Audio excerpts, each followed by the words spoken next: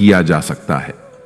भागवत गीता में श्री कृष्ण बताते हैं कि पृथ्वी पर जिस प्रकार मौसम का बदलाव होता रहता है, उसी प्रकार हमारे जीवन में भी सुख दुख आते रहते हैं। इनसे हमें विचलित नहीं होना चाहिए। हे अर्जुन, समय से पहले और भाग्य से अधिक किसी को कुछ नहीं मिलता। जैसे दीपक की बाती को दीपक तले छुपा अंधेरा दिखाई नहीं देता, वैसे ही मनुष्य को जवानी के पीछे छुपा बुढ़ापा और कमजोरी दिखाई नहीं देती। किसी भी प्राणी को उसका मन जीवन के अंत तक अपने जाल से निकलने नहीं देता। रस्सी में बांधकर उसे तरह तरह के नाच नचवाता रहता है। वह जीव को इतनी फुर्सत ही नहीं देता है कि वह अपने अंतर्मन में झांक कर अपनी आत्मा को पहचाने और आत्मा के अंदर जिस परमात्मा का प्रकाश है, उस परमात्मा का साक्षात्कार करे, उसे देख सके।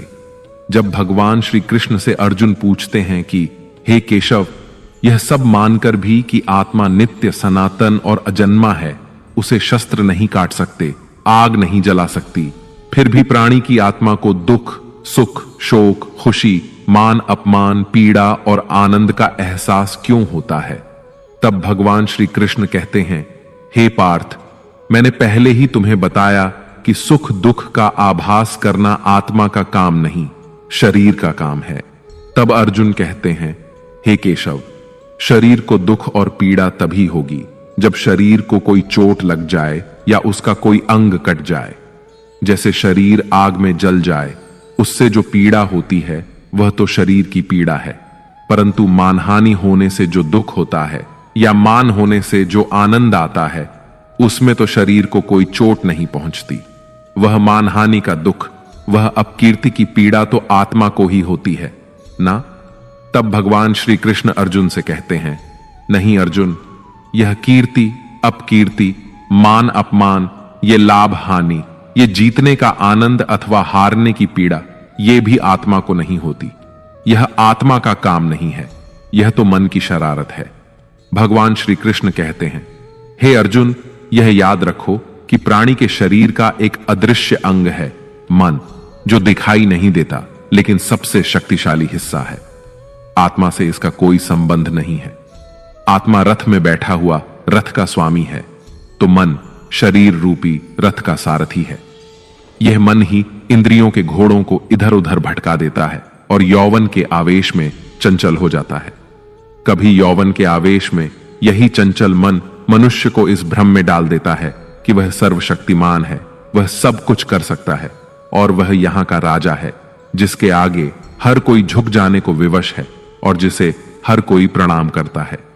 जब शरीर के दीपक में यौवन शक्ति का घी झलकर समाप्त हो जाता है और दीपक तले अंधेरा छा जाता है, तो मनुष्य घबराकर चिल्लाने लगता है, मैं बीमार हूं, मैं दुखी हूं, मैं मर रहा हूं, मुझे बचाओ। ये रोने का नाटक भी मन ही करता है। हे अर्जुन, मनुष्य को मैं के घमंड की मदिरा पिलाकर मदहोश करने वाला पाखंडी केवल मन है। उसके हाथों में मोह माया का जाल है, जिसे वह मनुष्य की इच्छाओं पर डालता रहता है और उसे अपने वश में करता रहता है। यह मन शरीर से भी मोह करता है, अपनी खुशियों से भी मोह करता है और अपने दुखों से भी मोह करता है। खुशी में खुशियों से भरे गीत गाता है और दुख में दुख भरे गीत गुनगुनाता है। अपने दुखों में दूसरों को शामिल करके उसे खुशी मिलती है। हे पार्थ, प्राणी के लिए आवश्यक है कि वह अपने मन को काबू में करके अपने अंतर्मन में झांक कर आत्मा को देखें। तभी उस आत्मा के अंदर उसे परमात्मा का प्रकाश स्पष्ट दिखाई देगा। समय मनुष्य के बनाए मार्ग पर नहीं चलता, मनुष्य को ही समय के दिखाए मार्ग पर चलना होता है। इसी को नियति कहते हैं। जीवन कठिन तब लगता है जब हम स्वयं में बदलाव करने की बजाय परिस्थितियों को बदलने का प्रयास करते हैं। जब समय आपके विपरीत चल रहा हो तो शांत रहना ही सबसे बेहतर होता है। जब भक्ति में मन लगने लगे तो समझ लेना आपने भगवान को नहीं, भगवान ने आपको चुना है। कोई कुछ भी बोले, स्वयं को शांत रखो, क्योंकि धूप कितनी ही तेज हो, समुद्र सूखा नहीं करते। कान भरने वालों से हमेशा सावधान रहें, यह अच्छे अच्छे रिश्तों को बिगाड़ देते हैं। योग्यताएं कर्म से पैदा होती हैं। जन्म से तो हर व्यक्ति शून्य ही होता है। इस जगत में सत्य से भी बड़ा सत्य प्रेम है, और जिसके प्रति प्रेम है उसके प्रति असत्य होना मुश्किल है। पूरी दुनिया की सबसे खूबसूरत जोड़ी मुस्कुराहट और आंसू है।